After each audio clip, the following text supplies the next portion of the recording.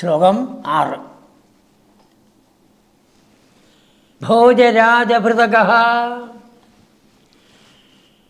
ഭോജന്മാരുടെ രാജാവാണ് കംസൻ. ആ കംസൻ്റെ ഭൃത്യന്മാർ അനേകം പേര്, ശക്തന്മാർ, പേരുകേട്ടവർ.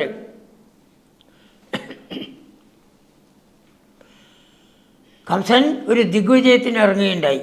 അത് നമ്മൾ ശ്രീമദ് ഭാഗവതത്തിൽ പറയുന്നില്ല, ഗർഗഭാഗവതം വായിക്കണം. അങ്ങനെ 10-12 അസുരന്മാരും രാക്ഷസന്മാരുമായിട്ട് ബന്ധപ്പെടാവുകയാണ്. അങ്ങനെയാണ് പൂതന, ശകടാസുരൻ, തൃണാവർത്തൻ, പ്രളംബാസുരൻ, അങ്ങനെയുള്ള അസുരന്മാരെല്ലാം. ഇവിടെ ഇപ്പോൾ അരിഷ്ടൻ. അവരെല്ലാവരെയും കംസൻ തോൽപ്പിച്ചു. എന്നിട്ട് ചോദിച്ചു, മന്ത്രിയാക്കാൻ വരുന്നു.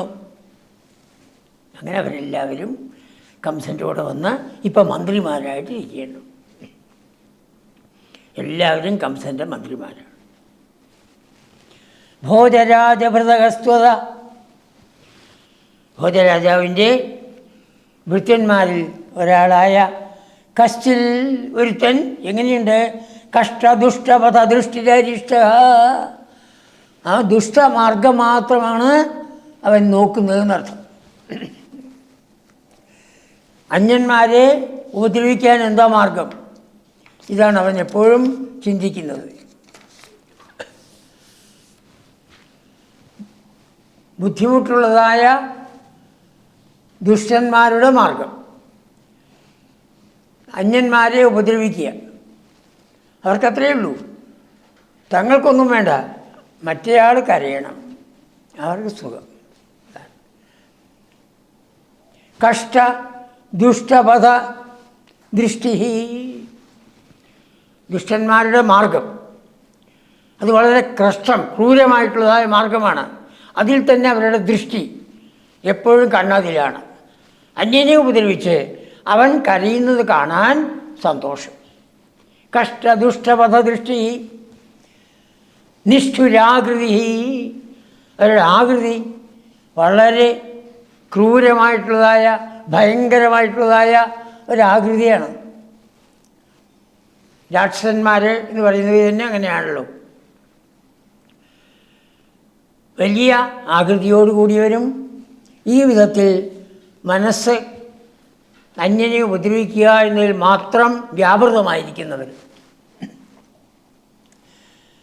കഷ്ടദുഷ്ടവധ ദൃഷ്ടി അരിഷ്ട. അവൻ്റെ പേര് അരിഷ്ടൻ.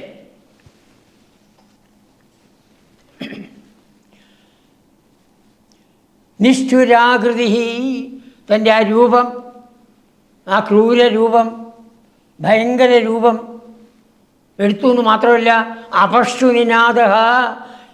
ഒച്ച കരവരാന്നുള്ള ചിരട്ട പാറപ്പുറത്ത് ഉറച്ചാൽ എങ്ങനെയിരിക്കും? അതാണ് അപഷ്ടുനിനാദം. കര കര കര കര കര, അതാണ് കരകര ശബ്ദം. അപഷ്ടുനിനാദ.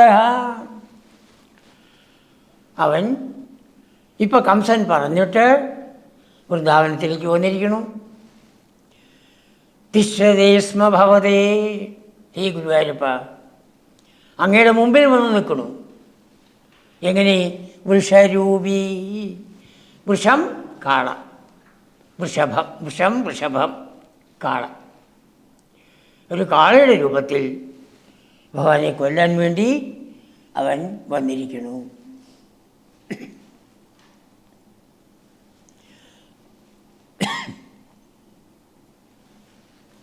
അവൻ്റെ പ്രവൃത്തികളെല്ലാം വളരെ പരുഷമാണ്, സ്വഭാവം പരുഷമാണ് എന്ന് മേൽപ്പത്തിൽ ഉപയോഗിച്ച വാക്കുകൾ ഉപയോഗിച്ചാൽ കണ്ടാൽ നോക്കിയാൽ മതി. ഇതാണ് ഠ ഠ എന്നൊക്കെയുള്ള ശബ്ദങ്ങളാണ് വരിക. അതാണ് പരുഷ വാക്കുകൾ, പരുഷ ശബ്ദങ്ങൾ.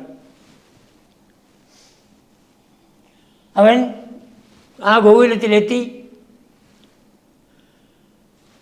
ആദ്യമൊക്കെ കുറേ ആൾക്കാരെ ഉപദ്രവിച്ചു. അവൻ ആരാണ്?